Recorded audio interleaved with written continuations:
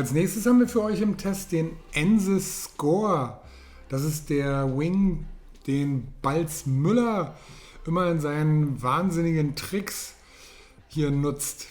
Ein mittlerer Aspektratio mit leicht abgeknickten Wingtips und einem größeren Fenstern, die wirklich die Durchsicht nach Lee ermöglichen. Wie beim ersten Modell haben wir hier sehr lange Gurtbandschlaufen. Die liegen erstmal, wenn es neu ist, sehr flach an der Mittelstrut an. Das Ganze dehnt sich aber mit der Zeit ein klein wenig, sodass man halt auch gut das Ganze greifen kann.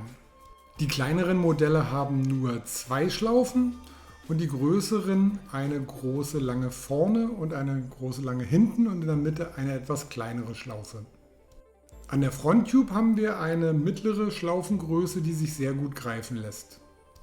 Zum B- und Entlüften gibt es ein großes Ein- und Auslassventil. Als Flugtuch verwendet Ensys hier ein Triple Ripstop Material.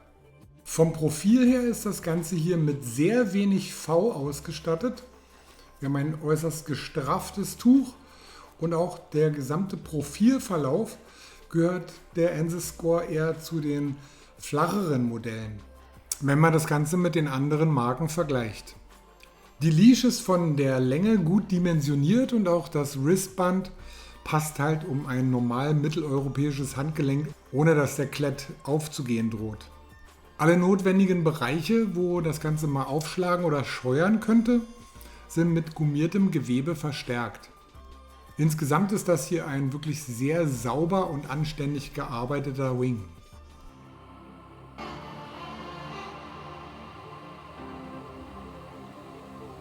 Trotz einer nicht zu dicken Fronttube im Verhältnis und auch gar nicht zu einem tiefen Profil, wie schon erwähnt, haben wir hier ein sehr effizientes Profil. Man kann auch mit dem Ensys Score hier sehr früh losfahren. Dabei ist es ganz essentiell wichtig, den ganzen Vorgang im richtigen Winkel, also leichte Raumenkurs zu vollziehen und auch den Luftdruck, der angegeben ist vom Hersteller, wirklich zu beachten, damit hier das Profil nicht zu starr wird.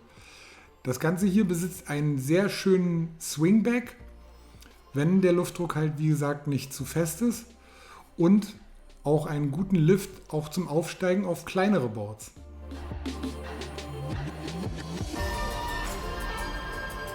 Ist dieser Wing sauber angeströmt, kann er sofort sein volles Potenzial ausspielen. Wir haben hier einen Wing, der sehr schnell einen sehr ordentlichen Vortrieb liefert, dabei nicht schwer wird in der Hand und eine wirklich außergewöhnlich gute Anwendleistung produziert.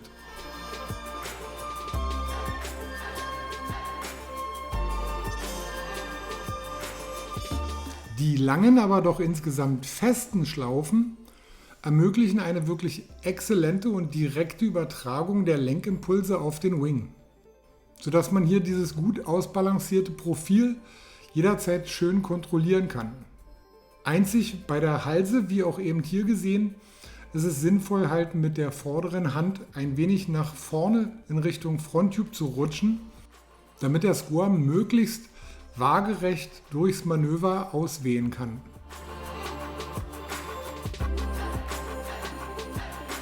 Alle Manöver lassen sich hier sehr leicht durchführen. Das ist ein Vorteil auch dieses nicht so tiefen Profils. Möchte man den Wing rotieren lassen, dann schlägt das Profil nicht auf so weitem Wege um. Man hat gegen den Wind bei Tags kaum Widerstand, also der Wing lässt sich sehr schön über den Kopf führen. Trotzdem ist aber der Sweet Spot, was den Anstellwinkel betrifft, groß genug, dass wir hier keine Nervosität oder eine Überforderung des Fahrers oder der Fahrerin haben.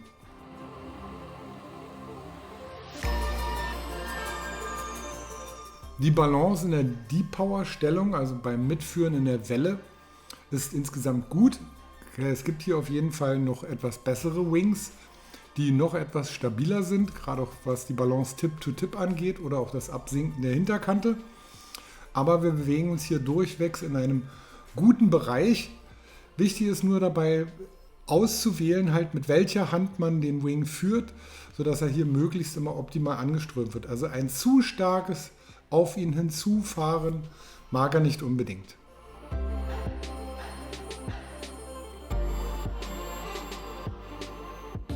Um es nochmal genauer zu erklären, es handelt sich bei dem Square um einen wirklich sehr ausgewogenen und harmonischen Wing, der allerdings halt von seiner gesamten Bandbreite insgesamt immer ein wenig Führung vom Fahrer oder Fahrerin haben möchte. Dementsprechend ist ein etwas sensibleres Händchen oder ein minimal höheres Fahrkönnen hier angebracht.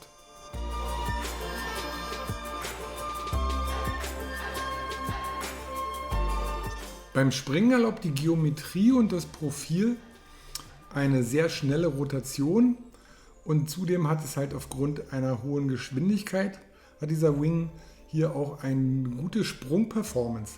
Also der liftet insgesamt gut und trägt auch sehr schön. Und schauen wir nochmal auf die Gesamtcharakteristik des Ansys Score.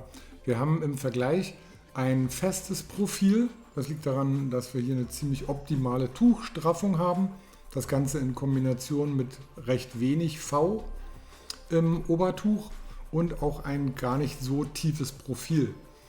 Das führt dazu, dass wir hier bei den Fahrleistungen mit die besten Werte erreichen. Also es gibt wenig Wings, die auf Ambient-Kurs hier so gut nach Luft gehen. Er gehört zu den schnellsten Wings am Markt, was er auch bei dem ein oder anderen Wettbewerb dementsprechend schon bewiesen hat. Und im Punkto Springen und Freestyle gehört er natürlich auch zum Besten, was man momentan bekommen kann. Wird auch immer wieder eindrucksvoll durch Balz Müller bewiesen. Klar, das ist hier ein Ausnahmetalent, aber der Wing tut natürlich auch sein Übriges mit dazu.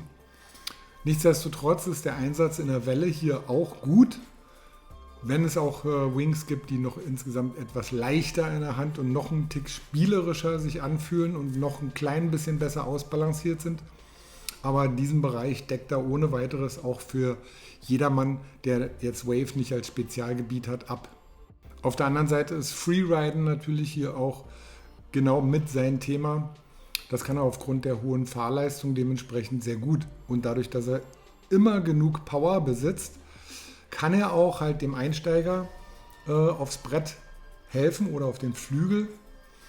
Aber er sollte halt insgesamt von seiner Motorik ein bisschen mehr Feingefühl, vielleicht als bei dem einen oder anderen Modell, an den Tag legen, weil der Sweet Spot insgesamt, also der Unterschied vom Anstellwinkel und der Anströmung ist hier insgesamt minimal kleiner als bei jetzt reinen Allround- oder Einsteiger-Wings. Insgesamt ist das hier ein sportlich ausgelegter Wing mit hervorragenden Fahrleistungen und einer ausgezeichneten Verarbeitung.